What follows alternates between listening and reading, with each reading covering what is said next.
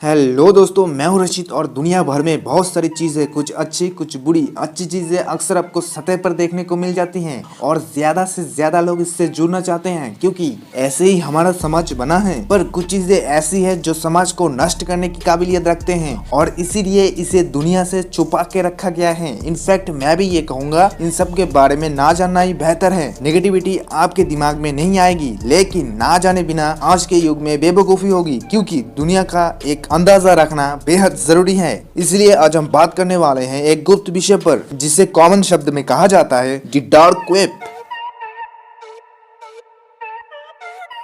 तो चलो करते हैं शुरुआत हमारे इस वीडियो की, जिसके बारे में जानना आप लोगों को बेहद जरूरी है। Title the real truth of dark web.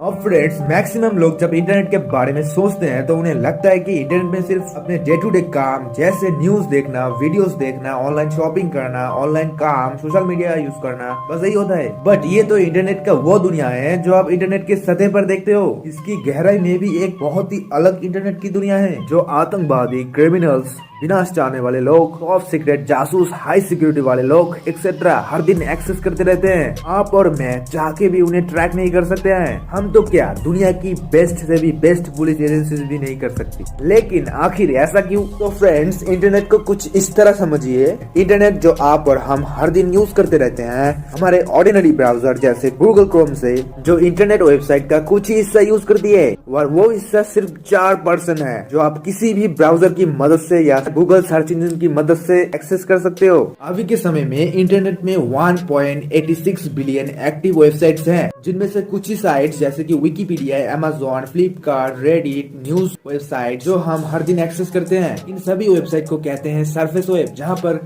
सब कुछ पब्लिक है। अब इन वेबसाइट को एक्सेस करने पर हमें कोई भी किसी भी जगह से ट्रैक कर सकता है। अब इसके नीचे आता है डीप वेब, जहाँ पर डेटा थोड़ा अलग किस्म का होता है और एक आम इंसान से छुपा के रखा जाता है कुछ सिक्योरिटी रीजंस की वजह से। यहाँ पर पब्लिक के private records, emails, bank transactions, medical records, financial records, legal document, scientific researches, government report etcetera store किया जाता है। और ये डीप वेबसाइट्स गूगल या किसी भी ब्राउजर पर सर्च करने पर आपको नहीं मिलेगी, क्योंकि वो वेबसाइट्स जिन्होंने भी बनाया है, मान लो गवर्नमेंट रिकॉर्ड्स के लिए एक वेबसाइट है और उस वेबसाइट का लिंक सिर्फ गवर्नमेंट के लोगों के पास है। अब जिसको भी ये लिंक देगा वो सिर्फ वही पासवर्ड और यूजर नेम देकर उस डीप वेबसाइट को एक्सेस कर सकता है। और इंटरनेट का 90% ही डीप वेब से भरा हुआ है। उसके सबसे नीचे बाकी जो 6% है, मतलब की सरफेस वेब जो पब्लिक वेबसाइट्स है, वो 4%, बाकी 90% है डीप वेब। बाकी जो 6% बचता है उसे ही कहते हैं डार्क वेब। और डार्क वेब की सभी वेबसाइट्स एक स्पेशल किस्म के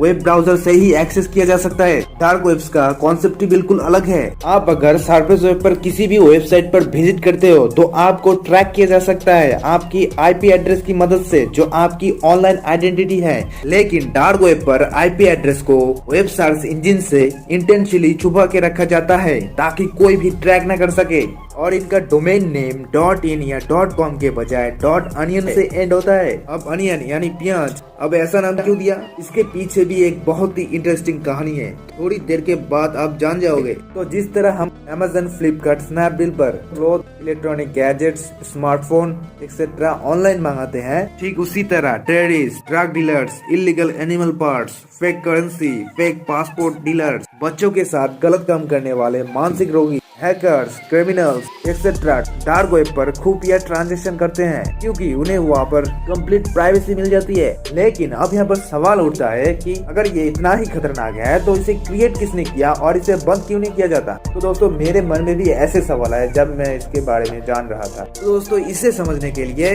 टाइम ट्रेवल करके चलो अतीत में चलते हैं। सो फ्रेंड्स, क्या आपको पता है हमारी इंटरनेट शुरुआत में हमें मिलिट्री टेक्नोलॉजी के लिए किए गए रिसर्च के बदौलत हमें मिला है। बिल्कुल उसी तरह यूएस नेवी की नेवी रिसर्च लैबोरेटरी को लगा उनकी कम्युनिकेशन खुफिया तरीके से नहीं हो रहा था। उन्हें अपने सिक्योरिटी सिस्टम को अपडेट करना था जिसे कोई भी की कम्युनिकेशन को एक्सेस न कर सके। और इसीलिए उन्होंने एक ऐसा सॉफ्टवेयर डेवलप किया जिसे रिलीज करके उसका नाम दिया गया दी अनियन राउटर। यानी शॉर्ट में दी टॉर सॉफ्टवेयर। और जैसे प्याज या ऑनियन में बहुत सारे लेयर्स होते हैं और सभी लेयर्स कर्व होते हैं, स्ट्रेट नहीं, उसी तरह डेटा भी इस नेटवर्क में कभी भी एक कनेक्शन से दूसरे कनेक्शन में सीधा नहीं जाता, बल्कि दुनिया भर के कनेक्शन से घूम के ये राउटर होके जाएगा। और इसीलिए यूजर्स को ट्रैक कर पाना लगभग नामुमकिन है। वैसे तो ये सॉफ्टवेयर सिर्फ मिलिट्री इंटेलिजेंस कम्युनिकेशन के लिए बनाया गया था, लेकिन बाद में यूएस मिलिट्री ने इस सॉफ्टवेयर को थोड़े इरेस्पॉन्सिबल तरीकों से China, north Korea, Iran rebels इनको यूएस गवर्नमेंट के साथ सीक्रेट कम्युनिकेशन के लिए यूज करने दिया, ताकि उन रेबल्स और यूएस गवर्नमेंट के बीच सीक्रेट कम्युनिकेशन हो पाए। और फिर वही से धीरे धीरे लीक होकर पब्लिक होना शुरू हो गया। आज डार्क वेब हर तरह के लोग यूज करते हैं, अच्छे और बुरे दोनों, शायद क्रिमिनल्स ज्यादा। अब तो कोई भी इंसान ईमेल्स, वेबचैट्स, पर्सनल मैसेजिंग के जरिए डार्क वेब पर अपने सीक्रेट कॉन्टेक्ट के साथ कम्युनिकेट कर सकता है और कोई भी तबाही वाला मैसेज एक्सचेंज कर सकता है और किसी को भी भनक तक नहीं पड़ेगी। हमारे इंडिया में डार्क वेब यूज करना इलीगल नहीं है, लेकिन उन्हें यूज करके गलत काम करना इलीगल है। अब डार्क वेब में तो इलीगल एक्टिविटी होती है, लेकिन उसमें बहुत से सीक्रेट काम भी होती है, जैसे कि बहुत से न्यू टेक्नोलॉजी या किसी साइंटिफिक रिसर्च की ब्लूप्रिंट गलत लोगों से सिक्योर रखना। लेकिन ये सिर्फ प्रोफेशनल लोग ही करते हैं जो इनमें माहिर हैं, कोई भी आम लोग ये नहीं करता। पर्सनली फ्रेंड्स, अगर मेरी बात मानो तो आप इन डार्क वेब से दूर रहा करो, क्योंकि अगर आप नहीं जानते हो आप क्या कर रहे हो तो आपकी जिंदगी में बहुत सारे अनलिमिटेड मुसीबत का पहाड़ बन सकता है। अगर कोई इंसान टॉर ब्राउजर डाउनलोड भी कर ले, जो कि बिल्कुल फ्री है, बट उसे पता नहीं होगा आगे करना क्या है। टॉर की वेबसाइट्स गूगल जैसी नहीं है, बस टाइप कर दिया और पहुंच जाओगे। पहले तो आपको वेबसाइट का नाम पता करना होगा, जो कि काफी कॉम्प्लिकेटेड और सीक्रेट है, या फिर बहुत सारे अनलिमिटेड लिंक मिलेगा जो एक्टिव ऑनियंस वेबसाइट होगा, लेकिन आपको पता नहीं चलेगा और वो आपको किसी इलीगल साइट तक पहुंचा देगा। तो मेरी मानो इन सब से दूर रहो और अपने आप से पूछो, क्या तुम अपने आप को सेफ रखना चाहते हो? जहाँ से अच्छे काम की शुरुआत होती है, वही से बुरे काम की भी शुरुआत होती है। तो दोस्तों, बाकी आपकी मर्जी। अगर वीडियो को अच्छा लगा एक लाइक कर देना, चैनल पे नए हो सब्सक्राइब भी कर लेना। तो मिलते हैं ऐसे ही किसी मजेदार इंटरेस्टिंग वीडियो के साथ, तब तक के लिए टाटा।